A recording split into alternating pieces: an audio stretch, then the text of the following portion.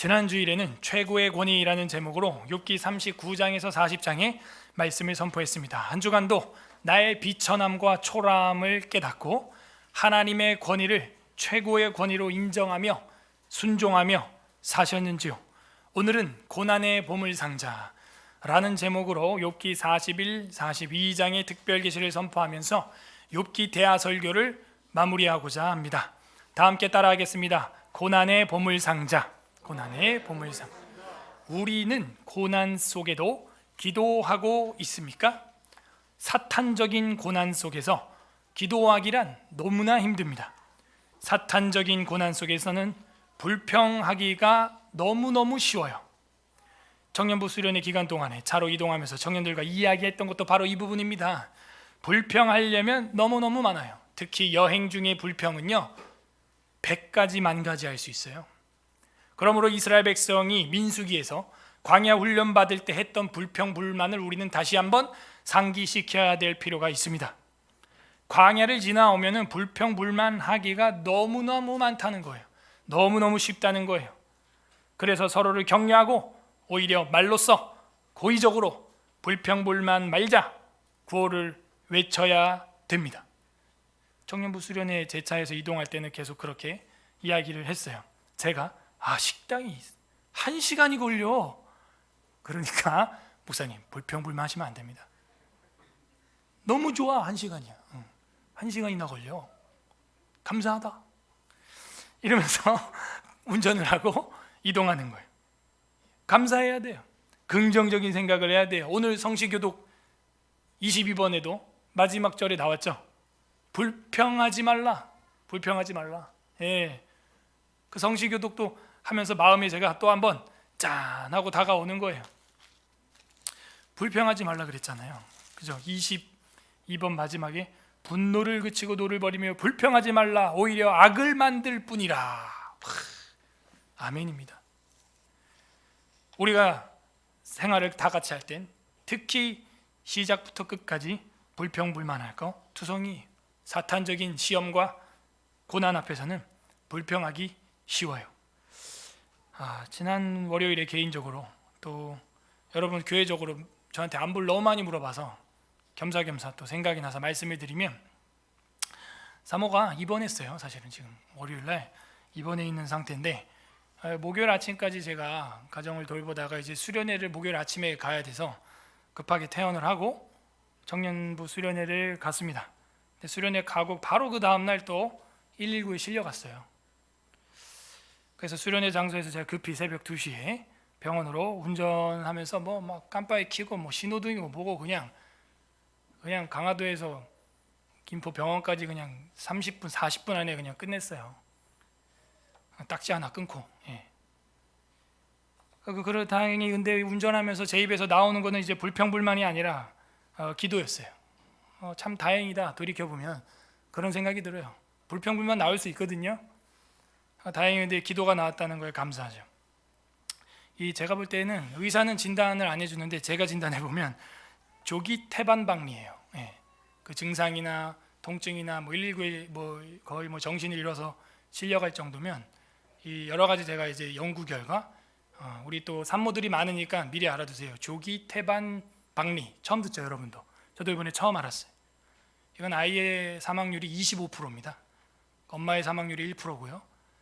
그래서 굉장히 좀 어렵다 하는 생각을 제가 하고 있어요. 출혈이 많고 또 출혈이 너무 많으면 엄마가 신장, 콩팥이나 뇌에 모세혈관에 피가 모자라서 피가 공급이 안 되게 되면은 이제 뇌 세포가 죽어요. 그리고 이제 콩팥이 죽어요, 세포가. 그러면 이제 후유증도 아주 크게 올 수 있는 겁니다. 근데 이게 누가 걸리느냐?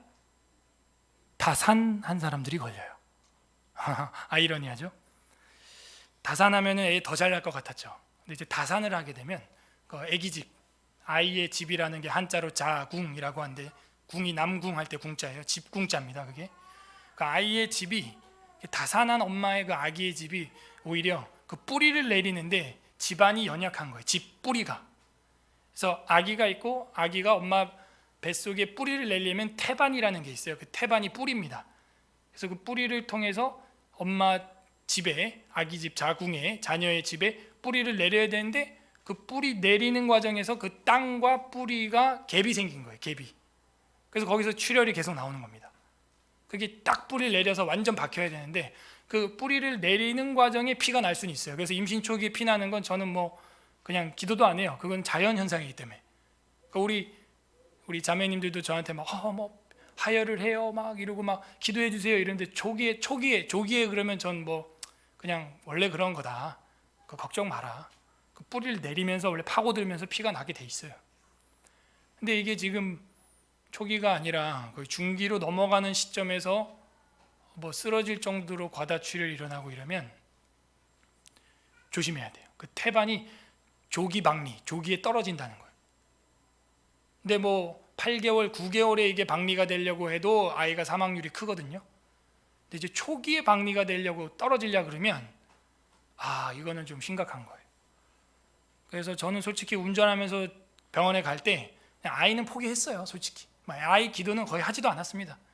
그냥 주님 데려가시고 딱 보니까 아들인데 데려가시고 그냥 그 엄마의 건강을 위해서 기도만 했어요.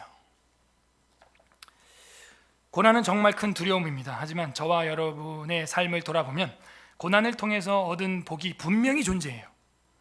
그 고난의 상자 안에는 보물이 있기 때문입니다. 그건 부인할 수 없어요. 오늘 성경 본문에도 고난을 사탄적으로 당하고 있는 최고의 고난을 당하고 있는 욥을 우리는 만날 수 있습니다.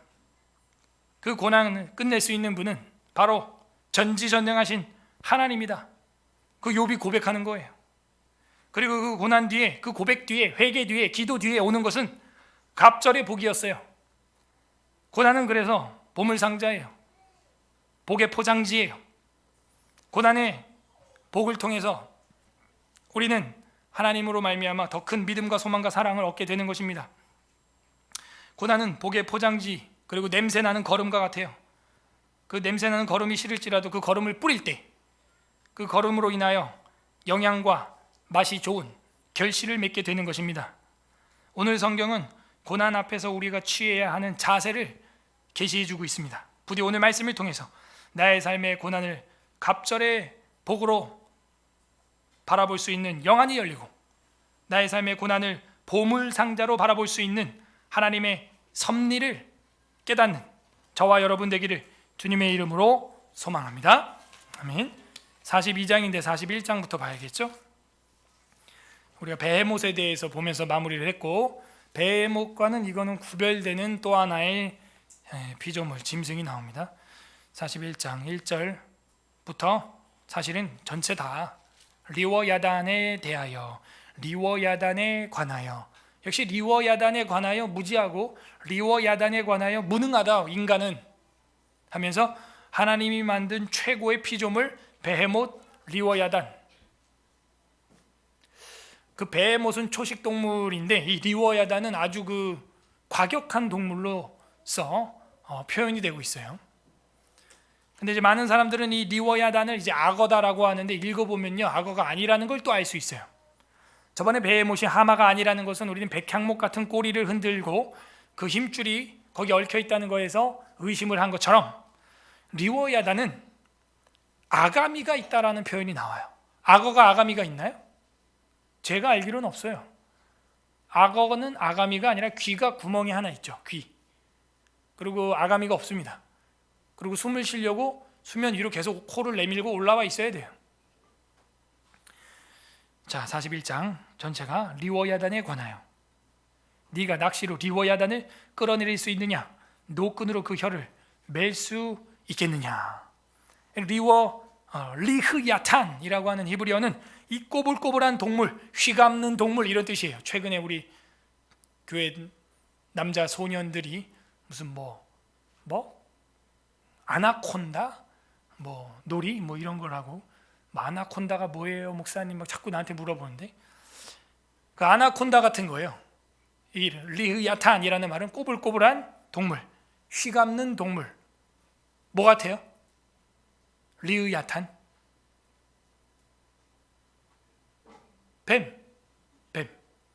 뱀인데 이거는 물뱀 같아요. 그 바다에도 강에도 이제 물뱀이 있거든요. 물 안에서 막 이렇게 헤엄치면서 다니는 뱀들이 있잖아요. 뱀장어도 있고요. 그래요. 뱀장어는 아가미가 있네요. 그래서 그런 스네이크 종류, 뱀, 꼬불꼬불한 동물, 휘감는 동물, 리으야탄. 자, 여기서 하나 더 집어야 될 것은 이 뱀은 사실은 누구의 이미지예요? 사탄의 이미지죠. 근데 이게 지금 마지막 장에 다뤄지고 있다는 건 의미가 있는 거예요. 욥기 제일 첫 장에 이 욥의 모든 시험 풍파는 누구의 말로 시작된 거예요? 사탄. 그의 이미지는 리흐야탄, 뱀, 용, 곧 마귀라고도 하는, 요한계시록에 보면 그렇게 나와요. 옛뱀, 곧 용, 마귀라고 하고 불리는 자. 그 별명이에요. 저와 여러분이 하나님의 형상인 것처럼 뱀은 마귀의 형상이에요. 그래서 저는 이거를 생물학적으로 그리고 신학적으로 두 가지 관점에서 41장을 해석해야 한다라는 겁니다. 그래서 이 리워야다는 뱀, 사탄, 대형 물뱀, 사람이 잡을 수 없는 엄청난 놈, 그걸 상징하고 있어요. 그 노끈으로 그 혀를 맬 수 있겠느냐? 맬 수 없어요. 그리고 물고기 사냥하면은 입에다가 혀에다가 그 끈을 넣어가지고 아가미로 빼가지고 굴비 엮듯이 줄줄줄줄 엮어서 가잖아요. 그렇게 사냥해서 잡을 수 있겠느냐 하는 건데 잡을 수 없다는 것이고 41장 2절 너는 밧줄로 그 코를 깰 수 있겠느냐? 갈고리로 그 아가미를 꿰 수 있겠느냐?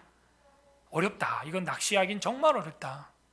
우리가 뭐 낚싯줄로 고래나 상어를 잡기에도 참 어려운데 이 리오야탄을 네가 잡을 수 있겠느냐? 3절에 그것이 어찌 내게 계속하여 간청하겠느냐? 부드럽게 내게 말하겠느냐? 어찌 그것이 너와 계약을 맺고 너는 그를 영원히 종으로 삼겠느냐? 길들여지지 않는다 하는 거예요. 길들여지지 않는다. 여러분 물고기도 길들여집니다. 제가 물고기를 정말 잘 키웠는데 새끼도 번성을 많이 시켰는데 열대어를 어렸을 때 그냥 제가 손만 딱 올려도 이 주인이 오는 거 알아요. 얘가. 그래서 이 물고기들이 지능이 있어요. 손만 탁 올려도 호르르 하면서 막 거기 몰려요. 막 물고기들이 막. 아 우리 주인님이 나 밥 준다 막 하면서. 근데 이 리우야타는 길들여지지 않는다는 거예요. 계약할 수 있냐? 종으로 삼을 수 있냐? 없다. 5절에 내가 어찌 그것을 새를 가지고 놀듯 하겠으며 내 여종들을 위하여 그것을 메어두겠느냐? 어찌 장사꾼들이 그것을 놓고 거래하겠으며 이거는 노량진 수산시장에서 절대 안 나온다. 이거는 이 메뉴는 절대 나올 수 없는 메뉴다. 잡을 수 없기 때문에 거래하겠으며 상인들이 그것을 나누어 가지겠느냐? 네가 능히 많은 창으로 그 가죽을 찌르거나 작사를 그 머리에 꽂을 수 있겠느냐? 그 비늘이 두꺼우면요 칼이 안 들어가요. 칼이 이번에도 우리 한 청년이 도미회를 헌물해가지고 10kg 무려 도미회 10kg. 그래갖고 이제 그 MT 가가지고 그게 메인 식사가 아니에요. 간식으로 먹은 거예요.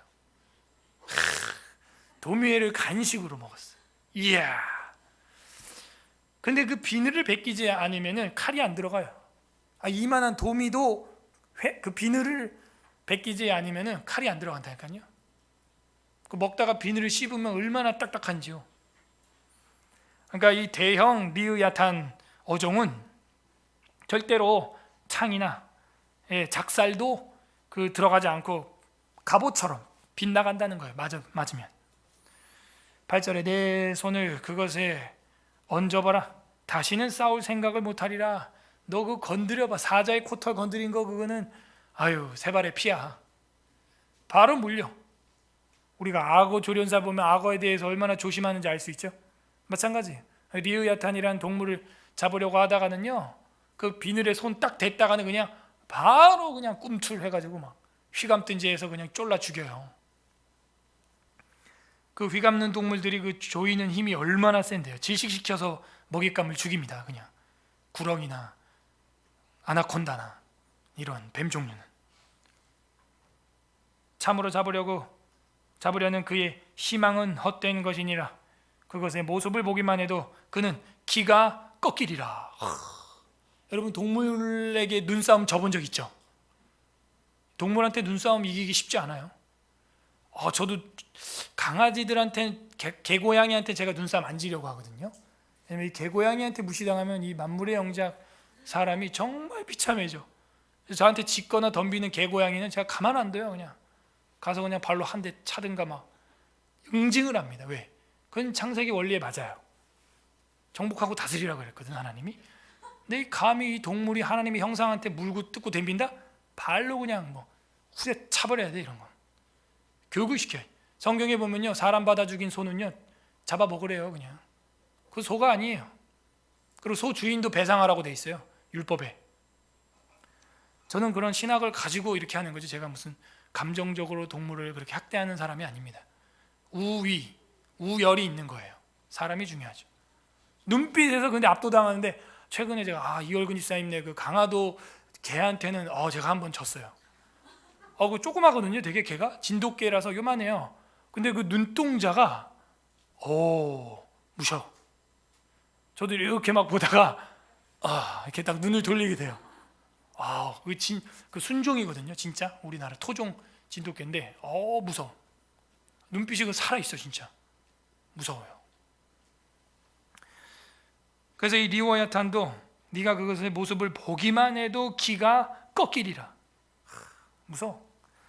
10절에 아무도 그것을 격동시킬 만큼 담대하지 못하거든 누가 내게 감히 대항할 수 있겠느냐. 누가 먼저 내게 주고 나로 하여금 갖게 하겠느냐. 온 천하에 있는 것이 다 내 것이니라.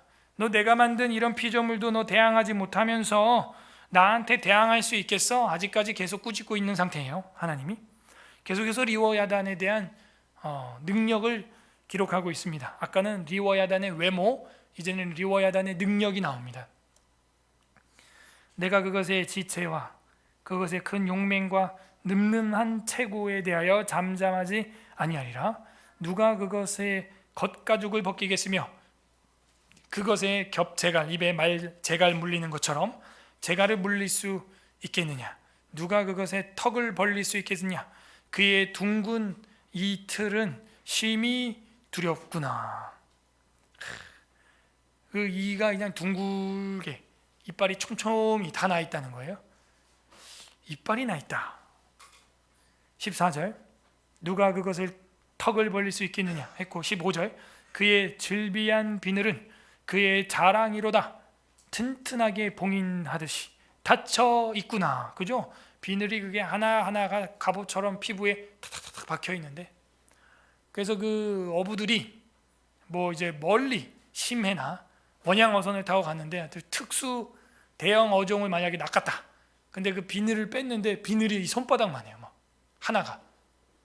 뭐 원주민들 그런 원시적인 삶을 살고 있는 그런 또 사람들은 그런 걸 가지고 또 뭐 목걸이를 만들기도 하고 귀걸이를 만들기도 해요. 그 비늘을 가지고 가공을 합니다. 그래서 그 비늘이 질비한 비늘은 그의 자랑이고 튼튼해 봉인돼서 아무튼 그 속살을 찌를 수 없다. 그런 걸 강조하고 있어요. 닫혀 있구나. 16절 그것들이 서로 달라붙어 있어 바람이 그 사이로 지나가지 못하는구나. 서로 이어져 붙었으니 능히 나눌 수도 없구나. 그것이 재채기를 하면 빛을 발하고 그것의 눈은 새벽의 눈꺼풀 빛 같으며. 재채기를 하면 빛이 난다. 에치 하면은 번쩍 한다는 거예요. 그리고 눈은 새벽 눈꺼풀 같다는 거예요. 그 악어도 잘 보면 눈 뜰 때 눈꺼풀이 위에서 아래로 열립니다. 우리랑 반대예요. 일단 거기부터 놀래 우리는. 눈을 위로 이렇게 떠야 되는데 위에서 샹 열리는데 눈동자가 그냥 인간처럼 탁 보이는 게 아니라 눈동자가 한번 돌면서 탁, 마치 벤치 헤드라이트처럼 시동을 걸면 한번 탁. 그러니까 깜짝 놀라는데 재채기를 하면 빛이 나고. 19절에 그것의 입에서는 횃불이 나오고 불꽃이 튀어나오며. 이건 뻥이다. 드디어 판타지로 빠져드는구나 성경이. 동물 입에서 횃불하고 불꽃이 나온대. 하하하. 여러분 불 뿜는 동물 봤어요? 드래곤, 용이에요. 용. 레드 드래곤, 골드 드래곤, 그 던전스 앤 드래곤스. 판타지, 해리포터와 마법사 뭐 이런 거예요. 근데 그거 아세요? C.S. 루이스의 나니아 연대기나 해리포터나 반지의 제왕이 전부 성경에서 연역돼서 나온 거예요. 톨킨이 쓴 반지의 제왕이라든지 C.S. 루이스의 나니아 연대기라든지 원래 원본이 성경이에요. 성경. 근데 이런 거 모르고 우리 어린아이들이 반대로 해리포터나 나니아 연대기나 이런 거 먼저 보다가 반지의 제왕 이런 거 보다가 나중에 성경을 보면 아, 이거 성경은 영화구나. 거꾸로 이해를 하게 되는 거예요. 반대입니다. 그 작가들이 성경을 보고 쓴 거예요. 비유적으로, 유비적으로 쓴 겁니다. 이런 것도 우리 아이들한테 가르쳐야 돼. 문화전쟁에서 역으로 공격을 당하면 안 돼요. 정복을 해야죠. 성경이 원조다. 그 반신반수 그런 것도 성경이 원조예요. 여러분, 켄타우로스 알아요? 제가 어렸을 때 판타지 책이나 이렇게 게임을 많이 해서 다행이에요. 다 알고 있잖아요. 제가. 반은 말이고 위에는 사람인 거 있잖아요. 발이 4개인데 위에는 사람 팔이 달려있어. 뒤에는 말이야. 그 켄타우로스라고 해요. 엘프 알죠? 엘프, 귀가 긴 그런 게 있고 또 난쟁이들 뭐 그런 종족들이 있어요. 호빗 뭐 이런 거. 그러니까 이런 게 다 원래 성경에 있는 거예요. 여러분, 반신반수가 요한계시록 뭐 창세기 에스겔서에 나와요. 케루빔이라고 하는 천사가 반신반수예요. 얼굴은 동물이고 몸은 사람이고 뭐 소 같고 독수리 같고 그죠? 사자 같고 천사들이 그렇게 생겼다는데 우리가 무슨 할 말이 있겠어요? 그러니까 여러분 천국 가서 놀라지 마요. 그 천사가 소같이 생겼고 머리가 독수리예요. 때로는 사람 같은 천사가 있다 하는 것이죠. 그래서 이렇게 불을 뿜는 용에 대한 묘사는 지극히 성경적이에요. 그리고 실제 이런 생물체가 살 수 있습니다. 인터넷에 검색을 해봐요. 폭탄 먼지벌레. 그 엉덩이에서 뿜어내는 그 가스와 액체가 100도가 넘어서 사람이 만지면 화상을 입어요. 화상을 입어요. 근데 어떻게 그 조그마한 벌레 엉덩이에서 그렇게 100도가 되는 물에 끓는 점인데요. 끓는 점보다 높아요. 108도까지 가요. 심지어 열화상기로 재보니까 어떻게 요만한 그 딱정벌레 같은 벌레 엉덩이에서 자기 엉덩이는 또 안 타 또 그죠? 그래갖고 천적으로부터 자기를 보호합니다. 그건 어떻게 설명할 거예요? 그게 그 벌레 안에 완전 화학 공장인 거예요. 내장이. 그래서 그걸 뿜어내요. 지금 생존해요. 그분이 살아 계셔요. 폭탄 먼지벌레. 집에 가서 꼭 봐요. 그러면은 이 기도를 통해서 호흡기를 통해서 불을 뿜을 수 있는 원리는 간단하죠. 저랑 여러분도 가끔 가스가 나오죠. 뒤로 나오는 가스는 불 붙는 거 아시죠? 불 붙습니다. 조심하세요. 진짜 붙어요. 그것도 검색해봐요. 방구 불 붙나 검색해봐. 붙어요. 위험해요. 근데 위로 나오는 건 불이 안 붙어요. 우리 거는 다행히. 불행인지 다행인지. 예. 근데 만약에 이 짐승이 리워야단이 위로 뿜는 게 우리가 뒤로 뿜는 거와 같은 가스라면 거기다가 목 근처에서 뼈나 아니면 스파크나 뭔가 다른 가스를 통해서 뜨거운 열을 낼 수 있는 폭탄 먼지벌레처럼, 그죠? 그런 가스가 된다면 가능해요. 그 입에서는 불꽃이 튀어나오며 20절 그것이 콧구멍에서는 연기가 나오니. 그래요. 그래서 동서양을 고금을 막론하고 용에 대한 이미지는 다 있네요. 거북선만 봐도 코하고 입에서 불을 뿜고 연기가 모락모락 나오게 해놨네요. 동양 서양 보면은 용은 다 꿈틀꿈틀거리고, 그죠? 징그럽고 입에서 불을 뿜네요. 근데 뭔지 모르지만 그런 유사한 공룡, 유사한 피조물이 있었는데 지금은 멸종된 무엇인가 있었다라는 걸 우리는 알 수 있어요. 콧구멍에서는 연기가 나고 마치 갈대를 태울 때에 솥이 끓는 것과 같구나. 21절에 그의 입김은 숯불을 지피며 그의 입은 불길을 내뿜는구나. 그것의 힘은 그의 목덜미에 있으니, 그죠? 목에서 불이 확 나온다는 거예요. 뜨거운 게. 그 앞에서는 절망만 감돌 뿐이구나. 그것의 살껍질은 서로 밀착되어 탄탄하니며 움직이지 않는구나. 그것의 가슴은 돌처럼 튼튼하며 맷돌 아래짝같이 튼튼하구나. 그 가슴은. 그것이 일어나면 용사라도 두려워하며 달아나리라. 칼이 그에게 꽂혀도 소용이 없고 창이나 투창이나 화살촉도 꽂히지 못하는구나. 그 가죽과 비늘 때문에. 그것이 쇠를 지푸라기같이 노술 썩은 나무같이 여기니 화살이라도 그것을 물리치지 못하겠고 물맷돌도 그것에게는 겨같이 되는구나. 여러분, 물맷돌은요, 여자들이 남자 죽일 때 사용하는 주력 무기였어요. 구약 성경에 보게 되면은 그 기드온 시대에도 보면은 그 아비멜렉이라든지 이런 애들 잡아 죽일 때 여인들이 성 위에서 던지는 게 뭐예요? 맷돌 막 이런 거. 그러면 성벽 타고 올라오던 외적이 머리 맞고 죽는 거예요. 근데 그런 맷돌이 이 짐승한테는 겨자씨 같대요. 팅, 겨자씨. 그래서 전혀 잡을 수가 없다 하는 것이죠. 그 다음에 29절에 그것은 몽둥이도 지푸라기같이 여기고 창이 날아오는 소리를 우습게 여기며 그것이 아래쪽에는 날카로운 토기 조각 같은 것이 달려있고 비늘이 있고, 이제는 지느러미를 설명하고 있어요. 그것이 지나갈 때는 진흙바닥에 도리깨로 친 자국을 남기느니라. 마치 아스팔트 위에 도로 포장을 까는 트랙터가 도로를 긁고 가는 것처럼 이 짐승이 한번 쓱 지나간 곳은 길이 전부 다 벗겨진다는 거예요. 자국이 남는다는 거예요. 이게 리워야단이에요. 31절에 깊은 물을 솥에 물이 끓음 같게 하며 바다를 기름병같이 다루는도다. 그것이 뒤에는 빛나는 물줄기가 나오니 그는 깊은 바다를 백발로 만드는구나. 뭔 소리야 이게? 그렇게 물 지나가고 나면 물보라 하얗게 일어나죠. 근데 물보라가 일어나려면 속도가 느려야 돼요? 빨라야 돼요? 빨라야 돼요. 천천히 가면 물보라는 안 일어나요. 근데 얘가 얼마나 빠른지 바다에서 파다닥다닥 하면서 가면은 물보라가 뒤에 따라오니까 백발을 휘날리는 것 같다라는 시적 표현이에요. 물줄기가 뒤로 막 쫙 불러 이게 분수처럼 튀어 올라간다는 거예요. 제트스키 생각하면 되겠네요. 속도도 느리지도 않아 얘가 보니까. 사실 코브라도 느리지가 않죠. 코브라나 이런 뱀들도 굉장히 민첩합니다.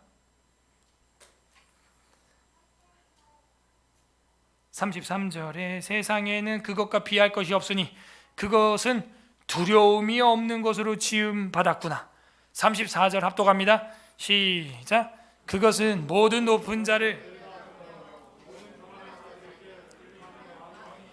왕? 굉장히 묘사가 비유적으로 돼 있죠. 교만한 자들에게 군림하는 왕, 그게 리워야단이에요. 두 가지 의미가 있죠. 생물학적인 인간이 제 아무리 왕이라고 할지라도 그 짐승 앞에서 1대1로는 절대 당할 수가 없고 두려움의 대상이라는 거예요. 두 번째 의미로, 신학적인 의미로서는 교만한 자들의 왕이라는 거예요. 그 사탄이에요. 그래서 지금 하나님은 욥에게 이 이야기를 하는 겁니다. 너가 이 리워야단 앞에서 이 시험을 이길 수 있겠느냐? 전신갑주를 한 용사, 워리어라고 할지라도 이 용을 잡기란 정말 쉬운 일이 아니다. 우리 철로 역정에서 아볼론하고 싸움하는 크리스찬의 모습이 혹시 기억나십니까? 거반 죽어요. 크리스찬이. 그죠? 아볼론을 어떻게 이기겠어요? 거반 죽어요. 크리스찬이. 그래서 그 에베소서 6장에 나오는 전신갑주, full armor라고 하는 것인데 그걸 착용하는 것입니다. 육적으로 영적으로 욥에게 지금 하나님이 경고하고 있는 거예요. 너가 이 시련을, 고난을 이길 수 있겠느냐? 너가 그렇게 동방의 의인이고 부자고 잘 나간다고 형통하는 사람이라고 교만할 수 있겠느냐? 이게 마지막 하나님의 피조물에 대한 변증이에요. 리으야단에 대해서 너도 무지하잖아. 그리고 무능하잖아. 지난주에도 말씀드렸지만 리어야단은커녕 우리는 사자, 개, 바퀴벌레 앞에서도 벌벌 떠는 게 우리의 모습입니다. 욥은 드디어 또 마지막에 고백을 합니다. 이게 이제 최종적 욥의 고백이에요. 욥기 전체 고백이에요. 42장 1절에 욥이 여호와께 대답하여 이르되 주께서는 못하실 일이 없사오며 무슨 계획이든지 못 이루실 것이 없는 줄 아오니. 이게 뭐예요? 하나님은 전지전능하십니다.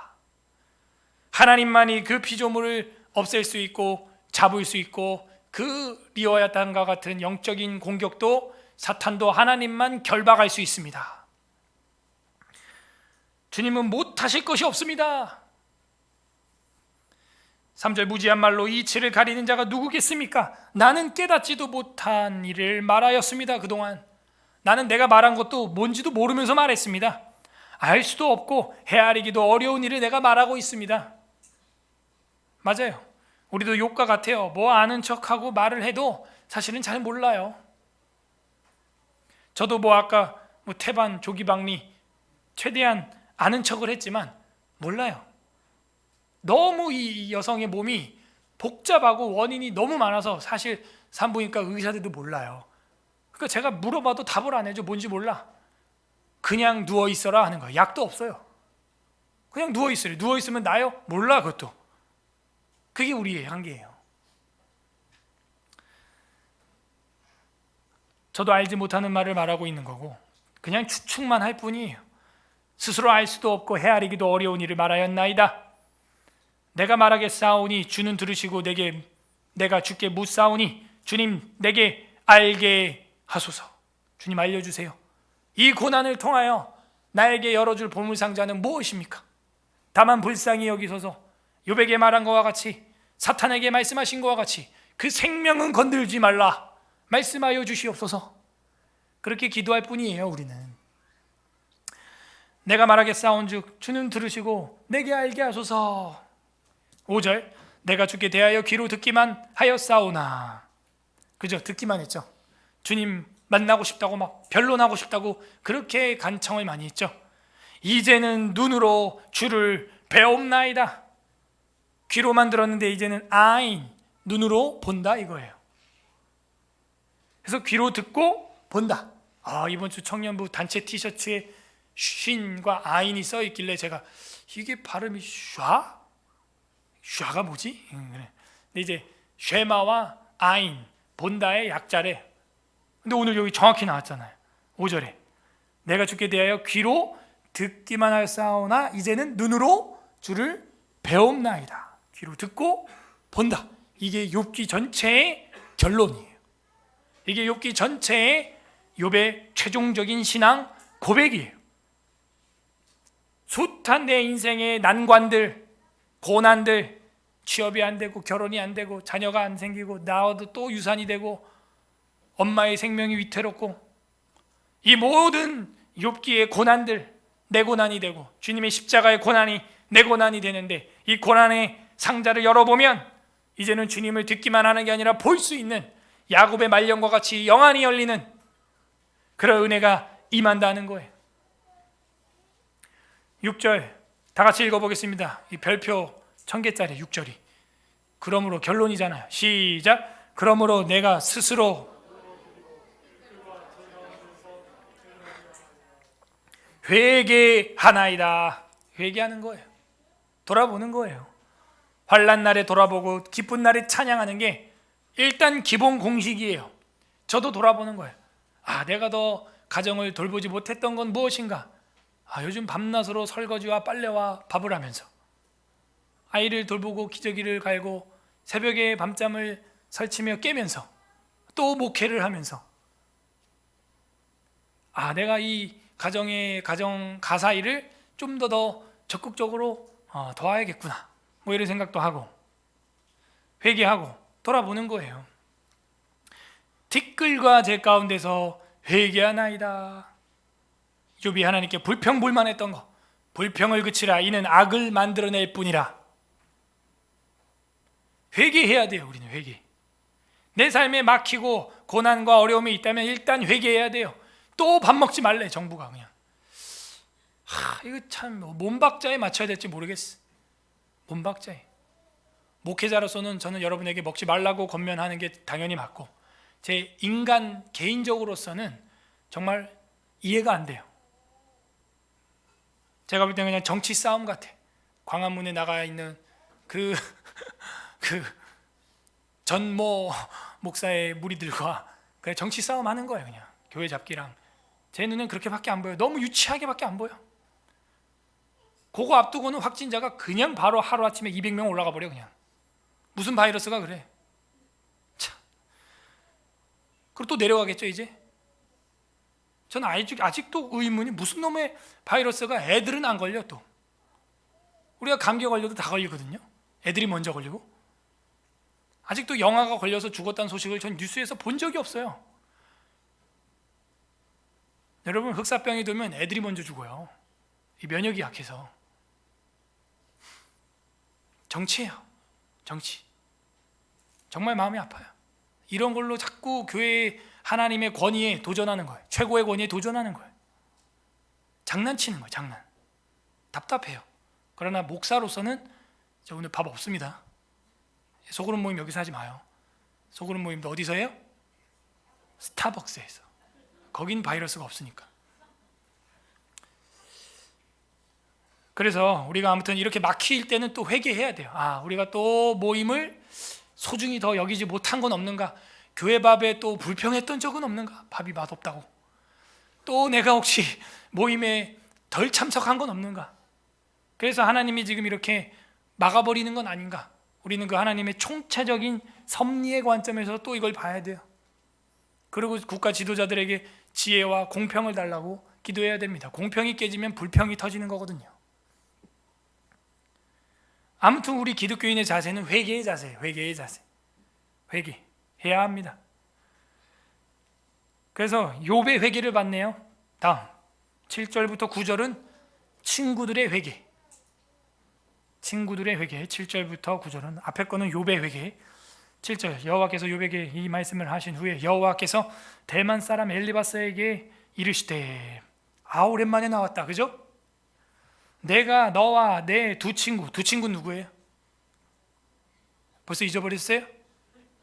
주님의 폭풍의 계시를 받고 나니까 다 날아갔죠. 엘리바스와 함께하는 두 친구가 누구예요? 빌닷 소발. 드디어 이제 욥의 결론도 나왔고 이제 세 친구의 결론도 나오는구나. 예, 이르시되 내가 너와 내 두 친구에게 노하노니, 화를 내는 거죠. 하나님이 이는 너희가 나를 가리켜 말하는 것이 내 종 욥의 말같이 옳지 못함이니라. 밑줄, 이게 결론이네요. 하나님의 재판. 자, 친구들의 말이 옳았다, 옳지 않았다? 옳지 않았다. 그래도 마지막에 하나님이 이렇게 판결을 제대로 내려주시네요. 그동안 왈가왈부, 횡설수설, 니캉네캉, 왕배 덕배, 티격태격, 막 우리도 혼란스러웠어요. 욥이 맞는 건지 친구가 맞는 건지. 근데 뭐래요? 욥의 말같이 너희가 옳지 못했다. 욥의 말이 맞았다, 이 얘기죠. 그래서 우리가 욥의 신앙 고백이 되게 위대한 고백이다, 그렇게 평가를 해왔죠. 지금까지. 옳지 못함, 이게 하나님의 판결이에요. 그러므로 우리는 옳음과 옳지 못함을 분별해내야 됩니다. 애매하게 뭐 그럴 수도 있고 저럴 수도 있다, 뭐 남자와 남자가 결혼할 수도 있고 뭐 안 할 수도, 그런 식의 애매모호한 나이스함을 가져서는 안 돼요. 확실하게 옳음과 옳지 못함을 판단할 줄 알아야 됩니다. 선과 악을 판단할 줄 알아야 돼요. 그런 데는 욥과 같이 끝까지 변증해야 됩니다. 친구들에게 욥이 했던 것처럼 거기선 물러서선 안 돼요. 그런즉 너희는 수소 7과 수양 7을 가지고 내 종 욥에게 가서 너희를 위하여 번제를 드리라. 이런 번제는 레위기에 의하면 무슨 죄가 될까요? 속죄제가 되는 거예요. 속죄제. 수소 7, 수양 7. 뭐 요즘 소가 얼마예요? 막 600만 원, 700만 원 합니까? 뭐 7마리 뭐 한 5천만 원. 수양 7마리. 뭐 한 8천만 원. 전셋값 정도로 보상을 하라는, 보상. 하나님이 이렇게 재판을 공평하게 해요. 그냥 말로만 미안해가 아니에요. 그동안 있었던 정신적 스트레스, 그로 말미암아 하지 못했던 욥의 일과들, 그 말에 빠진 다른 동네 사람들 철저히 속죄하라. 수소 7마리하고 수양 7마리 값을 치러라 하는 거예요. 욥에게 가서 너희 번제를 드리라. 내 종 욥이 너희를 위하여 뭐한다? 기도할 것인즉 내가 그를 기쁘게 받으리니 너희가 우매한 만큼 너희에게 갚지 아니하리라. 자, 그렇게 속죄하면은 너희의 그 우매한 만큼 하나님 내가 직접 때리지는 않을 거야. 우리도 속죄하며 살아야겠죠. 이웃에게 사과하고 회개하며 살아야겠죠. 이는 너희가 나를 가리켜 말한 것이 내 종 욥의 말같이 옳지 못함이라. 2번 확정해 줬어요. 땅 동의제청 다 나왔어요. 옳지 못함이라. 위에 옳지 못함이라 2번 나왔죠. 이에 대만 사람 엘리바스와 소아 사람 빌닷과 나만 사람 소발이 가서 여호와께서 자기들에게 명령하신 대로 행하니라. 회개하니라. 속죄하니라. 여호와께서 욥을 기쁘게 받으셨더라. 이것은 친구들의 회개. 자, 마지막 결론이 나옵니다. 갑절의 복. 10절부터 마지막 절 욥의 결론, 욥기의 결론. 갑절의 복. 욥의 그 친구들을 위하여 기도할 때, 자, 우리는 여기서 이제 색칠을 할 수준이 됐어요. 6절 끝에 회개, 8절 둘째 셋째 줄에 기도, 10절 첫째 줄에 기도. 고난을 만난, 사탄급 고난을 만난 사람이 할 수 있는 최고와 최선의 방법은 기도가 약이라는 거예요. 기도해 주세요. 기도밖에 없어요. 기도. 다 함께 따라하겠습니다. 기도할 때. 네, 그때예요. 그때. 기도할 때 밑줄 치는 겁니다. 여호와께서 욥의 곤경을 돌아보시고. 기도할 때. 저도 뭐 다행히 그렇게 막 얼마나 빨리 왔는지 병원 딱 가니까 김포 119 대원하고 나하고 병원 입구에서 만났어. 야, 119 진짜 느리다. 나 강화도에서 왔는데 답답하더라고요. 그리고 이제 입원한 다음에 다행히 이제 통증은 자기는 애 나오는 줄 알았대요. 그냥 그 정도 급의 통증, 칼로 자르는 통증. 근데 다행히 제가 차 오면서 기도하고 또 여러분 청년들이 이렇게 기도해주고 해서 지금까지도 통증이 없어요. 그 통증은 이제 기도할 때, 그때 여호와께서 욥의 곤경을 돌아봅니다. 그리고 여호와께서 욥에게 이전 모든 소유보다 갑절이나 주신지라.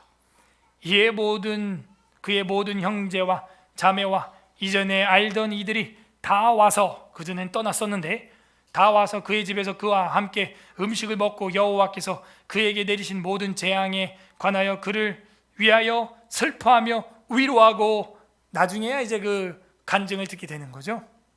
각각 캐시타 하나씩과 금고리 하나씩을 주었더라. 금덩어리와 캐시타 하나로 속죄를 한 거죠. 마치 블레셋 군대들이 독종이 일어났을 때 쥐와 독종 금덩어리로 속죄를 하는 것처럼 욥에게 캐시타 하나와 금고리 하나 줬어요. 캐시타는 우리로 하면은 돈, 캐시. 캐시, 돈이에요, 돈. 근데 이 캐시타, 크시타라고 하는 이 화폐 단위가 창세기에 나오는데 아브라함이 사라의 무덤을 살 때 돈을 주는데 그게 캐시타예요. 그래서 우리가 이 욥과 창세기 연대를 같은 시대로 추측하는 겁니다. 왜? 화폐 단위가 같아요. 지금 금고리 하나씩 줬습니다. 그래서 여러분도 환난당하고 힘들어한 사람, 여러분이 힘들게 한 적이 있으면 위로금, 병폐금 이런 거라도 좀 드리세요. 뭐 또 과일 뭐 이런 거 하지 마. 필요 없어요. 그냥 캐시 다 이렇게 줘봐요. 좋아해요. 캐시 다 이렇게 줘봐요.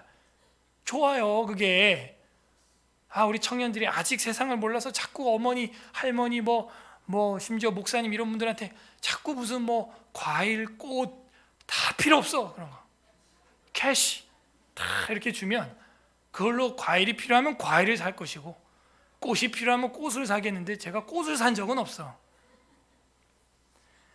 금고리 다 이렇게.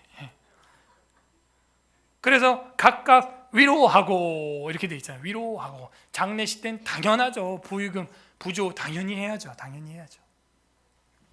위로하고. 12절에 여호와께서 욥의 말년에 욥에게 처음보다 더 복을 주시니 말년이 좋다. 끝이 좋다. 그가 양 14,000이요 낙타 6,000이요. 자, 14,000 나누기 2 하면 몇이에요? 7,000. 6,000 나누기 2 하면 3,000. 소가 1,000결이 나누기 2 하면 5,000. 암낙이 1,000 나누기 2 하면 500. 500이죠. 500. 소 500결이, 암낙이 500. 이게 욥기 1장에 나오는 숫자예요. 욥기 1장에 보게 되면은 3절에 양이 7,000, 낙타 3,000, 소 500결이, 암낙이 500마리. 1장 3절에 그렇게 돼 있죠? 정확히 여기 마지막 장에 갑절로 돼 있어요. 2배로 돼 있다고요. 또 13절 아들 7과 딸 셋 총 몇 명? 10명. 원상복귀 됐어요. 7과 셋, 이 숫자는 어떤 숫자? 완전 숫자. 완전하고도 갑절의 회복 하나님이 주셨다. 그리고 뭐 이상하게 아들 이름은 안 나오고 딸이 얼마나 영광스러웠는지 나와요. 이 말은 무슨 의미가 있냐면 아들들은 당연히 그 딸만큼 영광스러웠다는 거예요. 왜냐하면 고대 근동에서 여자 이름이 기록되는 일은 거의 없어요. 근데 딸들의, 욥의 3명밖에 없는 이 딸들의 영광이 얼마나 컸는지 여자들의 이름을 쓰고 있어요. 이게 성경이에요, 여러분. 여성을 비하하지 않아요. 격상이에요. 드러내요, 성경은. 수천 년 전에, 벌써 수천 년 전에. 그가 첫째 딸은 여미마라 이름을 하였고, 둘째 딸은 그시야라 이름을 하였고, 셋째 딸은 게렌 합북이라 이름을 하였으니.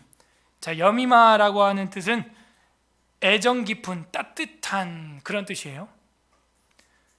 그 다음에 그시야라고 하는 말은 캐시야라는 말로 우리가 이제 유출을 하는데, 이 월개수나무, 이렇게 나무처럼, 개수나무처럼 이렇게 활짝 폈다는 거예요. 면류관에 쓰는 그런 개수나무, 한나무.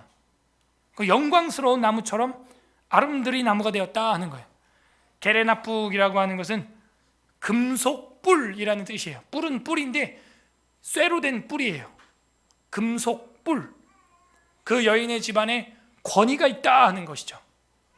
그게 게렌합북 이렇게 돼 있어요. 그래서 여미마, 그시야, 게렌합북, 이 세 딸의 영광을 이야기하고, 모든 땅에서 욥의 딸들처럼 아리따운 여자가 없더라. 외모도 출중했다 하는 거예요. 외모도 출중했다. 외모도 대단합니다. 그 외모는 엄마를 닮았는지 뭐 그렇게 아름다웠대요. 엄마가 성격은 썩 좋지 않았는데, 그죠? 우리가 2장에서 봤을 때 그죠? 그랬는데 외모는 예뻤나 봐. 그리고 이제 신앙은 아버지를 닮은 것 같아요. 욥을 닮았나 봐. 좋은 것만, 이 우성이 탁 간 거예요. 그래서 아름다우면서 신앙과 권위와 영광이 큰 딸이 되었어요. 대단하죠.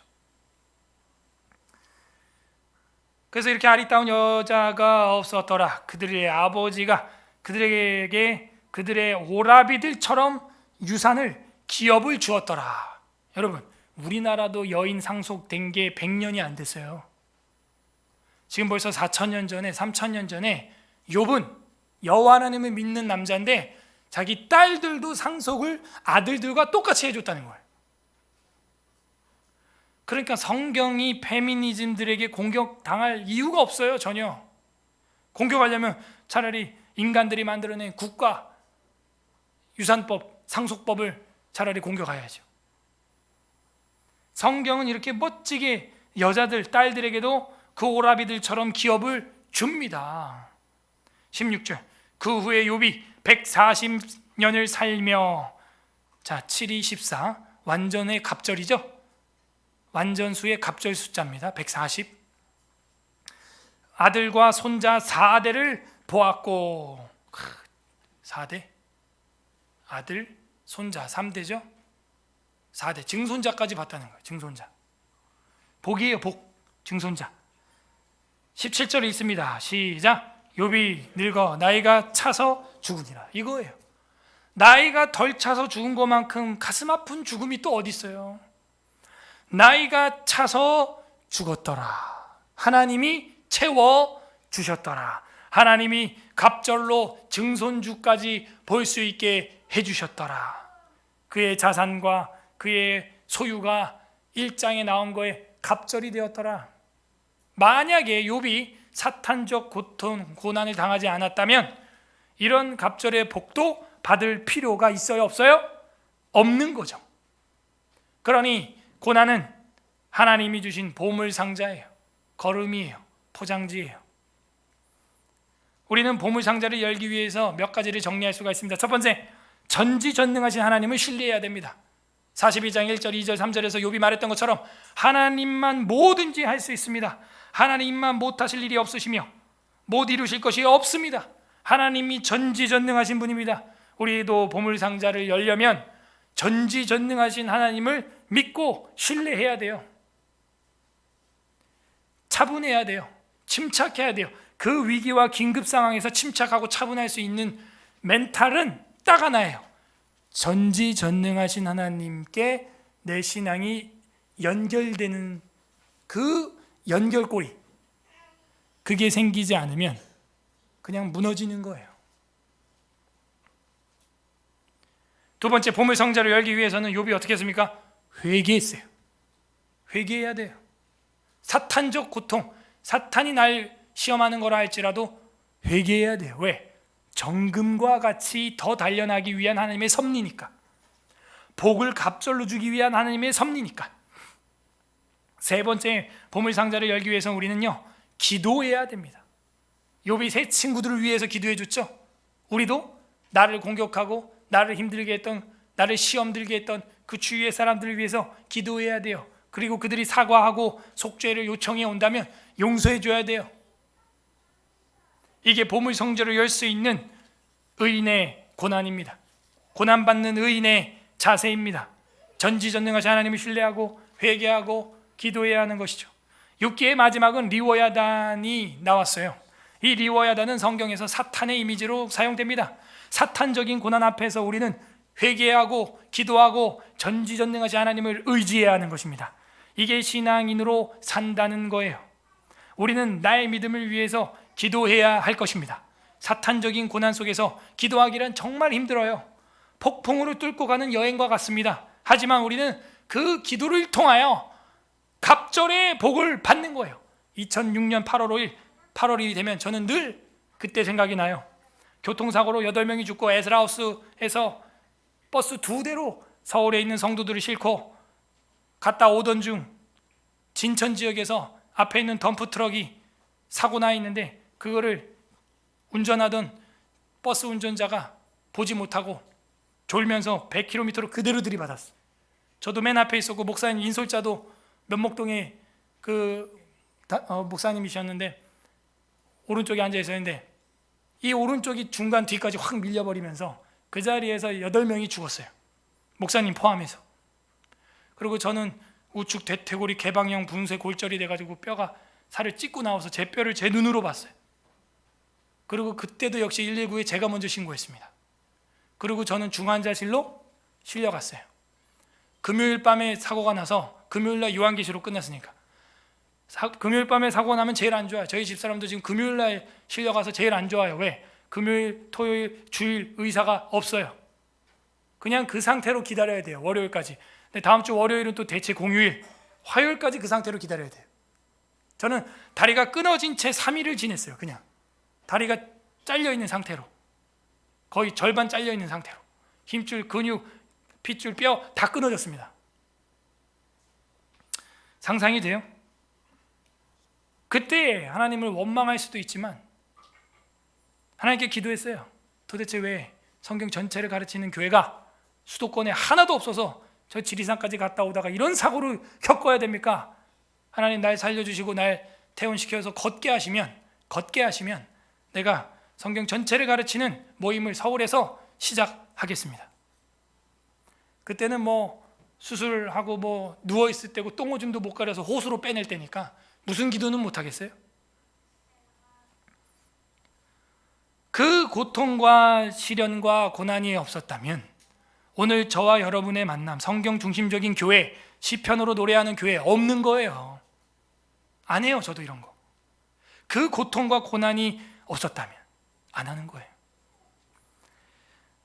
시편 74편 14절에 보게 되면 리오야단의 머리를 부수시고 그것을 사막에 사는 자에게 음식물로 주셨으며, 이런 시가 있어요.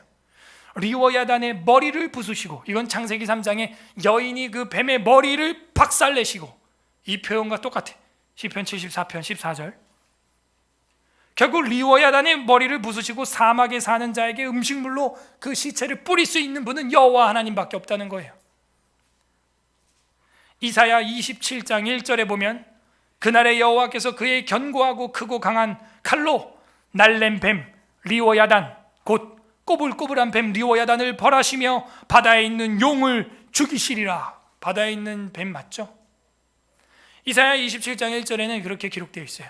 결국 여호와께서 그 견고하고 크고 강한 날랜 뱀, 그보다 더 강한 칼로 그 리오야단을, 꼬불꼬불한 뱀을, 바다의 용을 죽인다는 거예요. 아니, 아까 보니까 칼도 창도 화살도 그 비늘을 뚫지 못한다는데 여호와 하나님의 검은 얼마나 예리한지 그 비늘도 깨부신다는 거예요. 얼마나 예리하고 강력한 철장과 같은지 토기를 박살내듯이 그 용을 잘라버린다는 거예요. 하나님밖에 없어요. 로마서 8장 17절 한번 펼쳐보시죠. 로마서 8장 17절 다 같이 읽어보겠습니다. 관련 구절 로마서 8장 17절.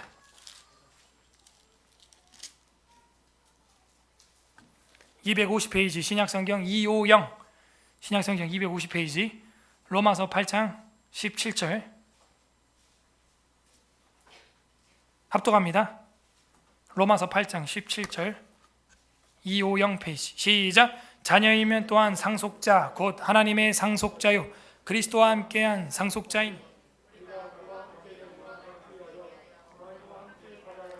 우리가 그와 함께 영광을 받기 위하여 고난도 함께 받아야 할 것이니라. 그 영광은요 천국의 영광이에요. 그러기 위해서는 우리도 십자가의 고난을 당해야 하는 게 그 자녀고 상속자라는 거예요. 상속자라면 그 고난을 당해야 한다 하는 것이죠. 웨스트민스터 신앙고백서 제17장 성도의 견인 사망에 보게 되면은 이런 말이 있어요. 그러나 성도들은 사탄과 이 세상의 시험을 받으며 그들 안에 남아있는 죄의 부패한 요소가 깊이 퍼지고 그들을 보존해주는 은혜의 방편들을 무시함으로 해서 중한 죄에 빠질 수 있다. 자, 두 가지죠. 사탄에 의하여 시험을 받고 내 안에 부패한 요소 때문에 그 하나님의 은혜를 무시해서, 은혜의 방편을 무시해서, 그 은혜의 방편이 뭐냐면 성경 보고 기도하는 거예요. 그 은혜의 방편을 무시함으로 죄에 빠질 수 있어요. 여러분 믿음이 떨어지고 있습니까? 믿음이 안 생깁니까? 은혜의 방편을 지금 안 쓰고 있는 거예요. 기도 안 하는 거예요. 성경 안 보는 거예요. 그러니까는 믿음이 없어요. 의심이 들어와요. 그래서 우리의 이 죄의 부패한 요소 때문에 죄악과 시험에 빠져요. 그리고 성도들은 사탄과 이 세상의 시험에 빠져요. 그게 지금 외민에서 말하고 있는 거예요. 불신자가 아니에요. 성도들은 사탄과 이 세상의 시험을 받으며, 이렇게 돼 있어요. 누가 더 심하게 받는다? 주의 은혜의 방편들을 무시하는 사람들은 더 많이 받는다. 기도와 말씀이에요. 이거를 생활에서 안 하는 분들은 시험이 아주 많이 몰려올 겁니다. 의심이 그냥 팍팍 들어올 겁니다. 오늘 어떤 하나님의 마음이 있습니까? 갑절에 복을 주고 싶은 아버지의 마음이 있어요. 아버지는 자녀들에게 갑절을 주고 싶어요. 그래서 우리가 고난도 받는 거예요. 시험도 받는 거예요. 그래서 고난은 보물상자가 되는 겁니다. 각자 적용해 보세요. 내가 전지전능하신 하나님을 의지하고 기다리며 회개하고 기도해야 할 나의 고난은 무엇인가? 믿고 기다릴 갑절의 복은 무엇일까? 기대해 보세요. 저는 제가 이렇게 교회를 할 거라고는 상상도 못했어요. 정말로요. 어리벙벙해요. 끝맺습니다. 우리 주 예수 그리스도께서는 최고의 고난과 영광을 받으셨습니다. 마지막 성경 누가복음 24장 26절, 누가복음 24장 26절 잘 들어보세요. 그리스도가 이런 고난을 받고 자기의 영광에 들어가야 할 것이 아니냐 하시고, 그리스도가 이런 고난을 받고 자기의 영광에 들어간다. 고난 비하예요. 최고로 낮아지심. 영광 승귀예요. 최고로 높아지심. 그리스도 메시아는 그런 고난과 영광에 들어가야 된다 하는 것이죠. 우리 주님께서는 40일간 금식한 후에 사탄의 시험을 받으시고 그 시험을 하나님의 은혜의 방편인 말씀으로 승리하셨어요. 그리고 십자가를 앞두고는 제자들과 함께 산에 올라가 땀방울이 핏방울이 되게 기도하셨어요. 그래서 쓴 잔을 넘기셨습니다. 마셨습니다. 우리 주님도 인간이 됐을 땐 다른 방법이 없어요. 은혜의 방편을 써야 돼요. 말씀으로 사탄의 시험을 깨부시고 기도로 십자가를 짊어지는 거예요. 그리고 나서 어떤 영광을 취하셨습니까? 부활하셨어요. 우주적인 쓴 잔을 마시고 나니까 우주적인 보물 상자가 열리게 되는 거예요. 그러므로 이 십자가는 우주적인 전인류적인 고난의 보물 상자였던 거예요. 그 보물 상자를 십자가의 열쇠로 열어버린 겁니다. 부디 오늘 말씀을 한 주간 영의 양식으로 삼고 묵상하면서 고난 중에 회개하고 기도함으로 갑절의 복을 누리는 저와 여러분이 되기를 주님의 이름으로 소망합니다. 우리는 고난 속에서 기도하고 있습니까? 우리 설교를 생각하면서 욥기 읽어보겠습니다.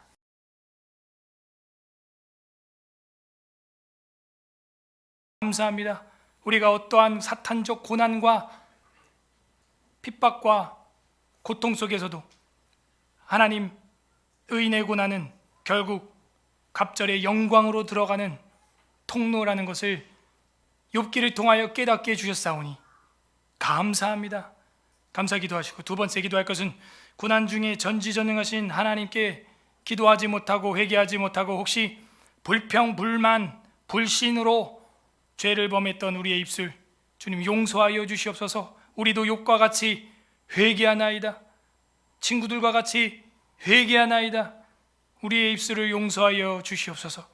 세 번째 기도할 것은 고난 중에 있는 우리 성도들 위하여 기도해 주시고, 고통 중에 있는 교우들 위하여 기도해 주시고, 우리가 고난을 당할 때 반드시 이 보물상자를 여는 열쇠를 사용해서 전지전능하신 하나님을 의지하고 회개하고 기도함으로 갑절의 복을 받는 신앙인이 되게 하여 주시옵소서. 간구하는 기도, 감사와 회개와 간구 올려드리도록 하겠습니다. 기도하겠습니다. 하나님 아버지 감사드립니다. 의인의 고난